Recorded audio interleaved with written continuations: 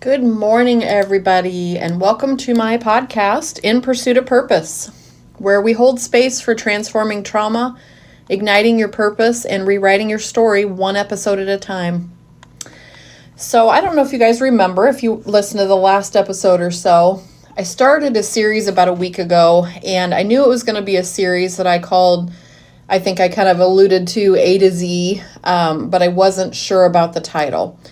So last week's episode was episode 2 of season 3, and I titled it The Road to Absolution, Finding Myself Again After Trauma. And I used the first letter of the alphabet, and I made it into 3-part series basically of when I was a child, when I went through trauma, and then what I'm doing to heal from that. So my 3 words that started with A last week were I am adventure, I am alone, I am absolution. So this week, I've done a lot of thinking about what I wanted to do with this series overall, and I'm officially announcing a new series title for this episode and many more to come. So for the next 26 episodes or so, I'm going to focus on sharing insight on topics from a brand new thought-provoking series I've named Unraveling the Past from A to Z, Exploring the Layers of Trauma and Uncovering a Path Towards Healing. And this series is going to explore more of the lingering effects of trauma from childhood. We will examine those remnants of those haunting memories that some of us just can't let go, and how patterns and cycles of generational trauma impact our thoughts, emotions, and even our self-perception as an adult. And I know for me, I feel like on the podcast, I talk a lot about trauma, and I share a lot with you guys about my own experiences. I kind of just allude to them. I haven't really gone into depth in personal stories or anything like that. And I tell you that there's hope, and I share with you hope, but maybe I don't share all the steps that I'm going through or the steps that maybe you might need to work your way through the layers of trauma. So in upcoming episodes, we'll also discuss the challenges of confronting those ghosts. And for me, this part of it, the unbecoming of everything that we never were meant to have become in the first place, that's the hardest part sometimes. But then finally, together, we will learn how to reframe those narratives, embrace vulnerability, which I have an issue with sometimes, and that will only foster the growth that will help us to rewrite our story one chapter at a time to heal from these deeply rooted wounds of the past. So let's get right to it today. In today's episode and the second part of this 26-part series, I'm going to talk about being brave as a child. And then in my own life, becoming broken and what led to me feeling like I was broken. And then how I'm learning to become bold again as I take the next step in my journey towards healing. So let's first talk about unveiling my bravery as a child. Oh, the memories of childhood bravery. You remember how easy that used to be? Where shall I start?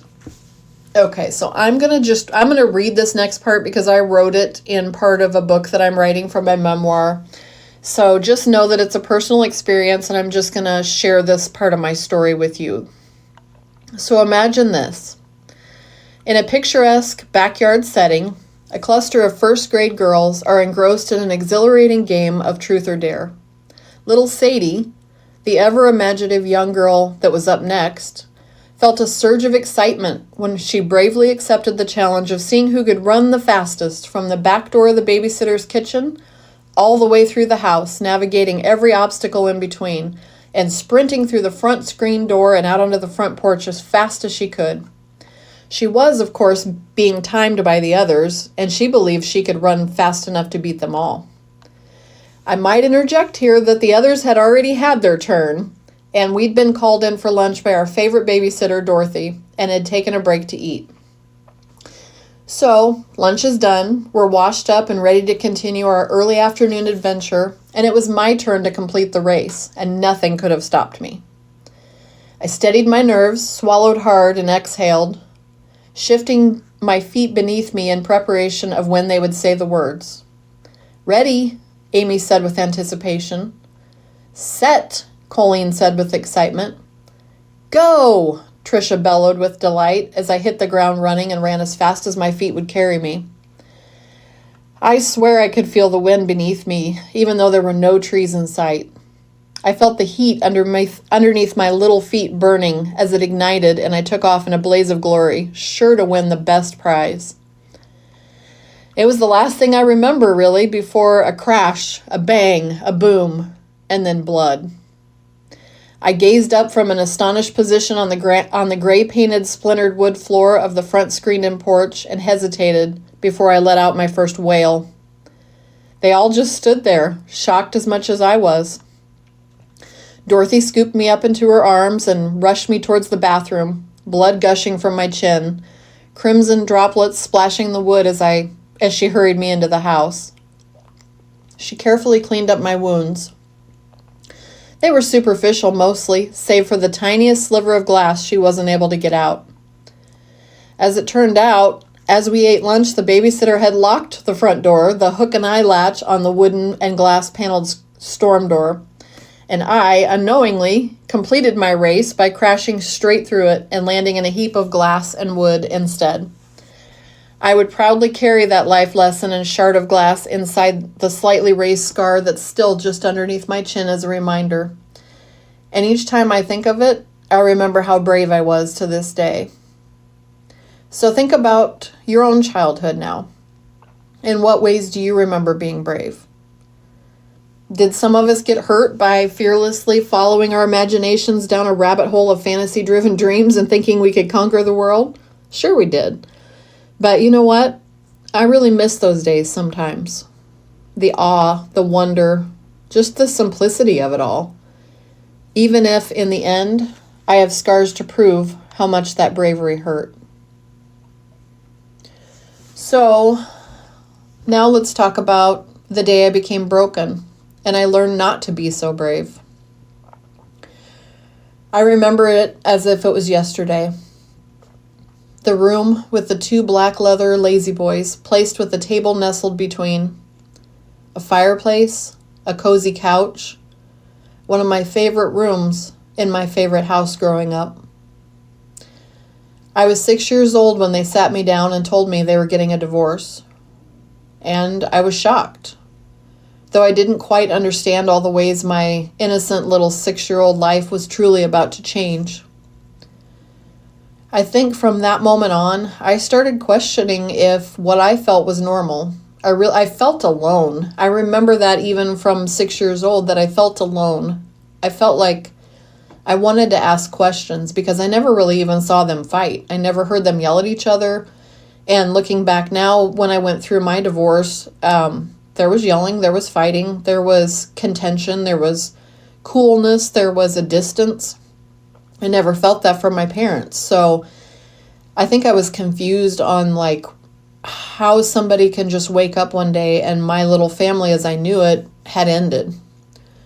So like I said, I started to question if what I felt was normal and if anybody else felt that way. And I felt something missing. I felt lost. And sadly, I can trace that first inkling of understanding brokenness to the moment my parents said, "We are getting a divorce." And it's not that it was their fault. I don't blame either one of them for splitting up. They did the best thing they could at that moment, and it was the right thing to do. I know that as an adult, that they weren't meant to be together. They married other people, and I feel like that was not a mistake on their part. That is not what hurt. But it wasn't just the divorce that made me feel broken. It was honestly, and I know this is going to hurt a few people's feelings that if they listen to this, but I'm tired of being quiet. I'm tired of not being able to use my voice to express how I felt when I was younger, and it's the only way that I'm going to heal, by admitting that pain and working my way through it. So here it goes. It wasn't just the divorce. It was the not being allowed to say my dad's name or my grandparents' names after the day that he left, or refusing to allow me to celebrate part of my bloodline and ancestry that I should have been able to be proud of and that I should have been allowed to ask questions about and even acknowledge the parts that made me who I was. I shouldn't, at 54 years old, have to go to my dad and say, "Who was this person? Can you share part of your ancestry with me? Because I honestly don't know much about it," because I was never allowed to ask. We never sat down and talked about it. And I know that the first time I flew across the United States alone, I think I must have been about 10 maybe, which would have put my brother about 5 or 6. But it was my first taste of how life would be now, bouncing back between two households and two parents who now live thousands of miles apart. I remember being scared to be on a plane for the first time, and I had to be brave. I couldn't show how scared I was because here's my little brother that's just this tiny. I thought we were going to get lost. I thought we would, we had to switch planes, I believe, one of the times that we flew. I think that was that next year. And of course, the stewardesses were wonderful, and we even got little wings to wear. I don't know if anybody remembers those. I believe it was Frontier Airlines, and you got little wings. But I was terrified. So now I have 2 step-parents and a half-sibling later on, and step-siblings that definitely wanted to be called step and never really accepted me. One of my brothers did, and he would call me his sister, but the rest of them, I was definitely always the step. And it hurt for me that when I stepped off the plane after being gone for 6 weeks with my dad and my new family, that I was never able to share the things that happened when I was at his house. The funny things, the happy things, the memories that we made. I couldn't tell anybody about them the moment I walked off the plane and walked through the door to come home. In fact, not only couldn't I share it, and I was told that they didn't want to hear it, but I was never even allowed to speak his name. And what hurts the most is that before long, with a new dad in the picture, I was made to pretend like my dad didn't ever exist at all. And that is what broke my heart. And I've kept all of that suppressed for years and years and years because that's what I was made to feel I had to do to be loved. And there's a lot of times in my life, it was just don't talk about it. We don't want to hear it. Just don't talk about it and everything will be fine. And it wasn't until just the last couple of years, to be honest, that I've allowed myself to really begin to consider and relive how that shaped me, how it hurt me, and ultimately how it broke me inside. Now, I'm thankful that my dad is still here for me to be able to make amends with now, to have those real conversations. And we had one here not too long ago, and it hurt like hell for both of us. But I feel like we can talk about it now and express how much those years without each other really hurt. And we can make new memories now so we can heal. But ultimately, at the end of the day, I can't help think about the time we lost and how we can never get that time back again. And what I need to work on this year, I need to work on forgiveness on a whole lot of levels. And it's difficult. But I need to learn to forgive those who did this to me. One of which is no longer here, and one that's left who isn't sorry at all. I just ran across this last week when I tried to express my feelings in a poem, and I got backlash for that all over again, as if I was not allowed to mention my heritage or my bloodline, and I'm tired of it. I'm working on it day by day, and I wonder, do you guys have skeletons like this in your own closet? Ones that you've never been able to open the door and release, or even to talk about? So I hope by doing this series that I can show you through my own healing journey that I understand, I get it, and my heart hurts for you too. I'm sorry for the time that you lost in your own family or going through your own trauma. But I promise you that there is a way out. There is a path ahead that leads to healing. But I think the first thing we need to do is just admit those things out loud that you've always been afraid to say. And for me, this podcast is a safe place to do it. Whether it be because you think it might hurt someone's feelings or that you're afraid to admit the truth, it's time to use your own voice and stand up for yourself and say the things that made you feel not so brave and broken. So taking this first step forward and being brave and bold enough to admit that your trauma shaped you, whether you like it or not, into who you are in this moment. But you can do the work to work through the hard things and the things that you were afraid to once admit.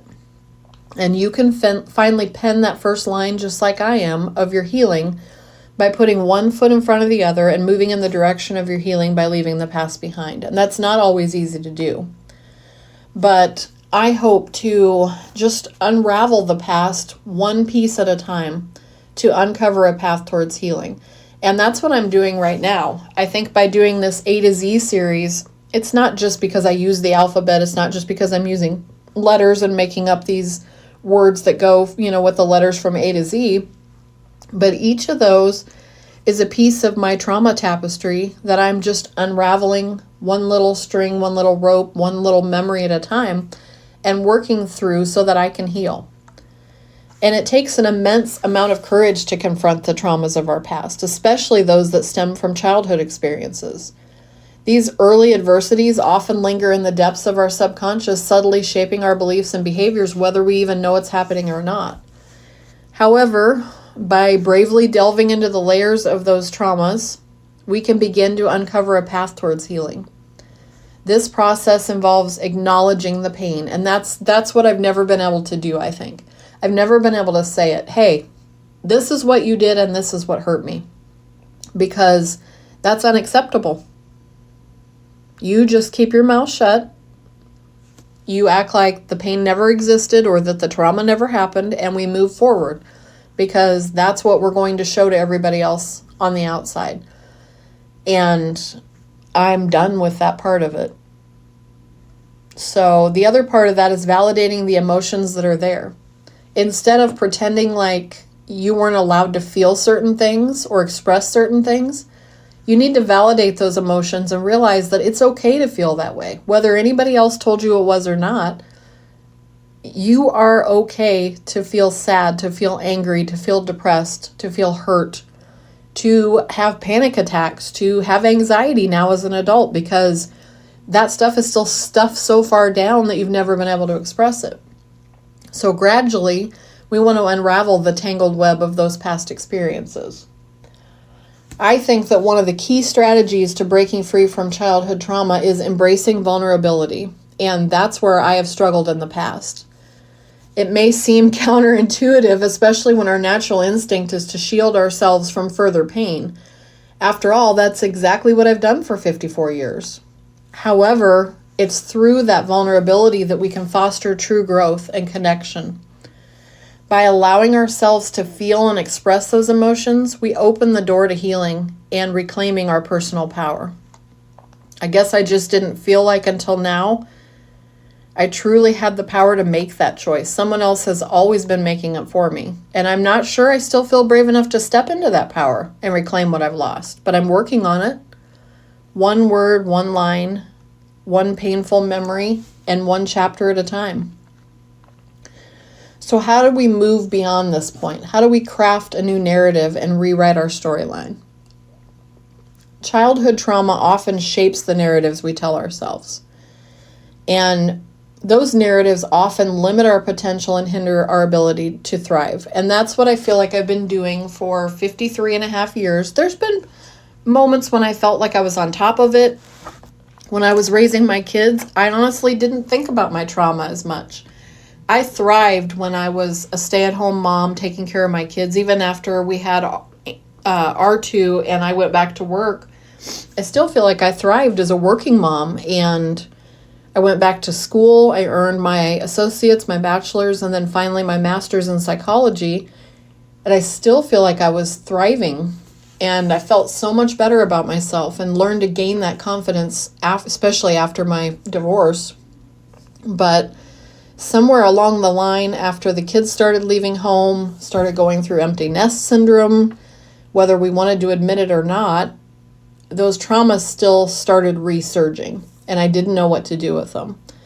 So, like I said, it shapes those narratives that we've told ourselves, and I think mine just kind of stayed under the surface until I had time to think and time to be alone, and I was like, oh crap, here they come again.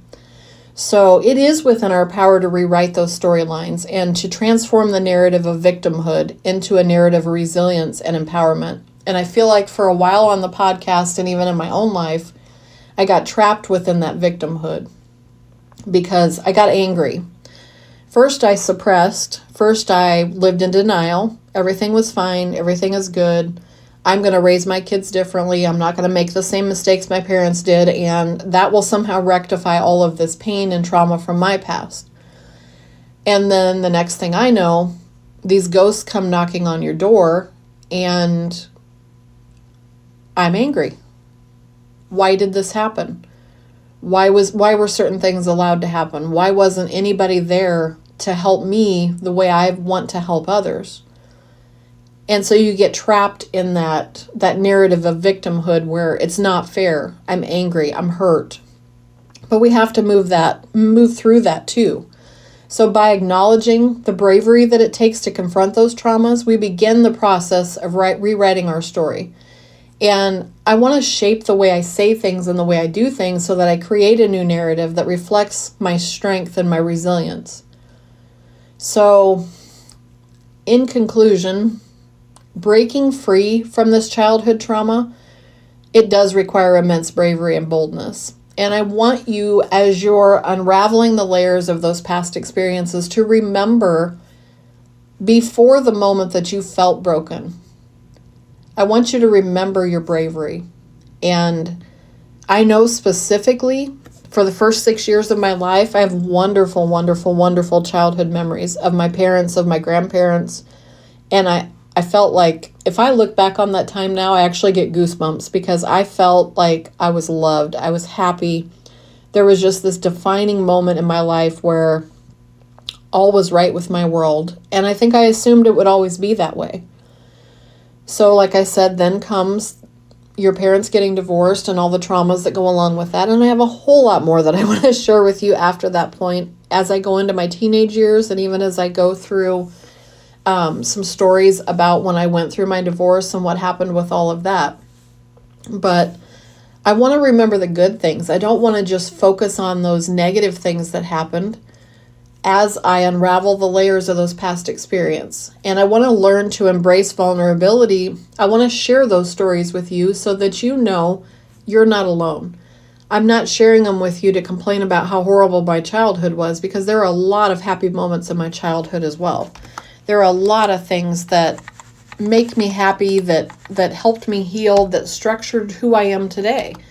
But there's also some stuff along the way that I really want to be honest with you about, and I want to uncover those a little bit at a time. And I want you to take a minute just to acknowledge how much courage and bravery it's already taken to get us where we are today. We can learn to foster an environment of self-compassion, and we can transform that trauma into a source of strength and resilience, like I said, ultimately becoming bold in our own journey towards healing. I encourage you all, because this is one of the hardest things for me to accept, is to give yourself a little grace, a little mercy, as you're learning a new form of self-care that maybe you're not comfortable with, a new form of self-love. And that's often the hardest part of my journey, like I said, at least it is for me. Growing up, many of us have experienced childhood trauma that's left deep scars, and we haven't always been able to give ourselves the love we need. It's almost like we blame ourselves for things happening. If I would have done something different, if I would have done this different, if I would have whatever, this wouldn't have happened to me. That's not how that is. It's important to remember that we have the power to break free from those painful memories and that negative self-talk and embark on a journey of healing. Bravery becomes the key to interrupting the strategies that kept us trapped in the past. So by becoming bold and facing our fears head on, we begin to dismantle the walls that have held us back for so long.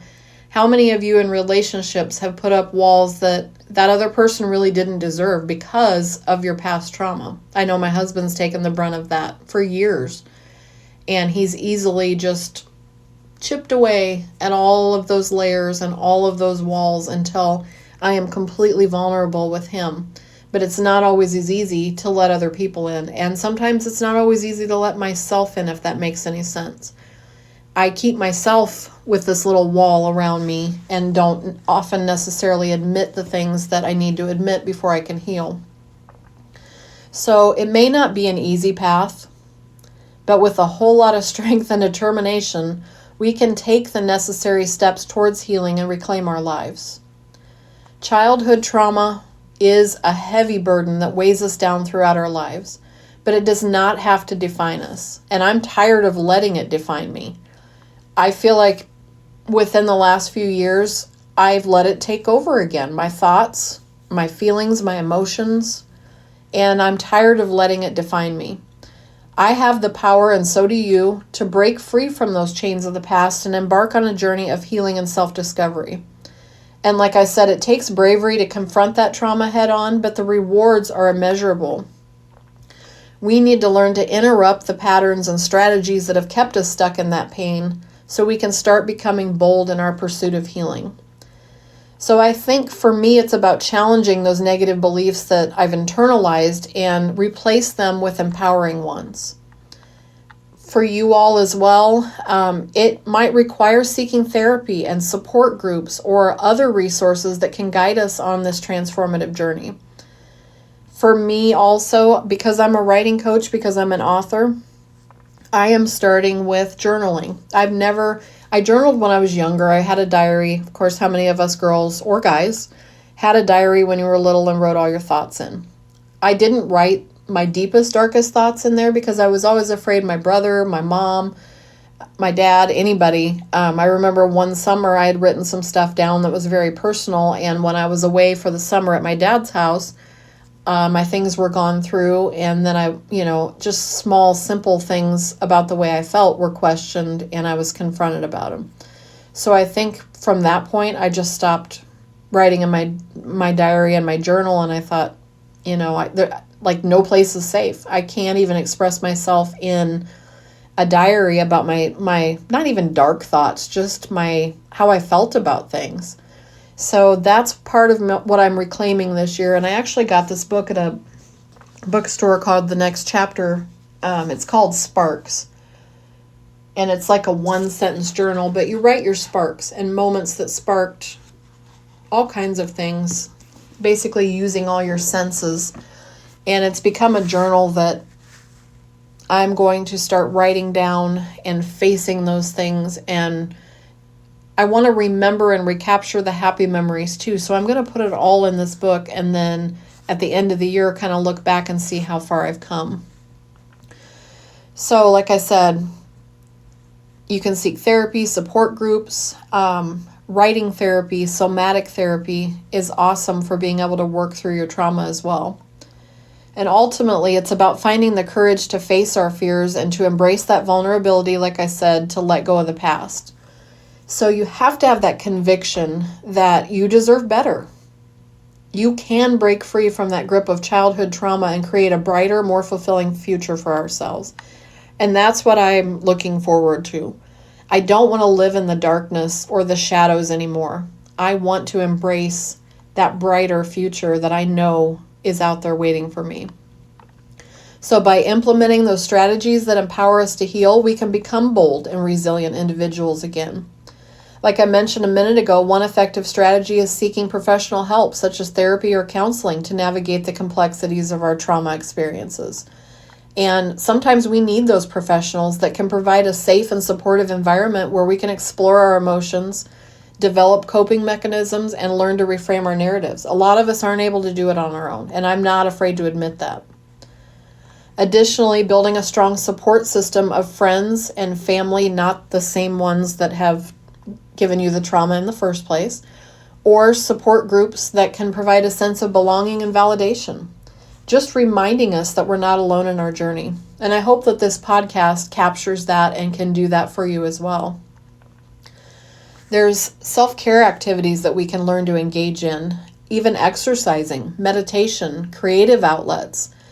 When my husband and I was diagnosed with type 2 diabetes, a year and a half ago, we started walking. I was determined that I was going to lose weight and do all these things for myself. And I can't tell you how much better I felt once we got out there. Did I feel like it? No. Because especially in the wintertime, like I've talked to you guys before, especially for those people that have seasonal affective disorder like I do, I don't feel like getting out there and walking. It's cold. I have fibromyalgia as well, so the pain that I feel sometimes when I'm out there in the cold, it's not worth it. And I'm saying that facetiously because in my head, that's what I tell myself. But it's a lie. And once I get out there and I start exercising, I actually can meditate. I can put music on and I can meditate as I walk. And there's a multi-fold benefit to that. Creative outlets. I have a writer's group that I go to that's more like therapy. And these people have honestly become my friends. And they were unexpected. And they were exactly what I needed in my life to help me heal. And all of them it helps me to know that I feel bad for their pain and their trauma that they've experienced. And not all of them have experienced trauma. We don't sit around and just share stories of how horrible everything was. But they've opened up through their stories. Some of them are writing their memoirs. And it helps to know that others have been through the same thing and that there is hope for all of us to make it through together. So like I said, if we can help reconnect with ourselves and others, we can cultivate a sense of inner strength. And it's important to remember that healing is a process, and you have to take it one step at a time. It requires perseverance and determination and never giving up. So by embracing all of those strategies, we can break free from the shackles of childhood trauma and become bold individuals again who are capable of reclaiming our lives and rewriting our narratives. It is evident that bravery can be interrupted by childhood trauma, but it is not the end of our story. By implementing those strategies, like I said, we can break free from the past and become bold in our journey to healing.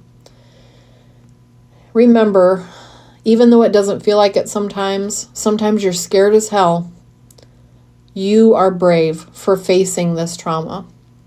You may have been broken or felt broken in the past, but now it is time to be brave and bold and embrace your healing journey. It is time to step into your purpose and rewrite your story. You are brave, you are bold, and you are capable of healing, just as I am. So let's keep moving forward and remember that you are not alone. I am not alone in this journey. Let's continue to rewrite our stories one bold step, one healing chapter at a time. Now, I hope you'll continue to join me for this brand new series about unraveling the past from A to Z, exploring the layers of trauma and uncovering a path towards healing. I hope this episode has motivated you as much as it has me to want to start unraveling those layers so that eventually we can learn to thrive and not just merely survive as we've done in the past. Most of all, I hope you know that you are loved and you are worthy and you are enough, no matter where you are on this healing journey. Together we can and will heal as we learn to let the past go and welcome in this new chapter, turning pages of transformation, healing, and change. I can't wait to see where this new road takes us as we embrace this new year and make it into everything we desperately need it to be. So thank you for being here. Thank you for making a difference in my life. I would not be where I am without you today. Hang in there and know that you are loved from here to the universe and back. Until next time, I am unconditionally yours. All my love, Sadie.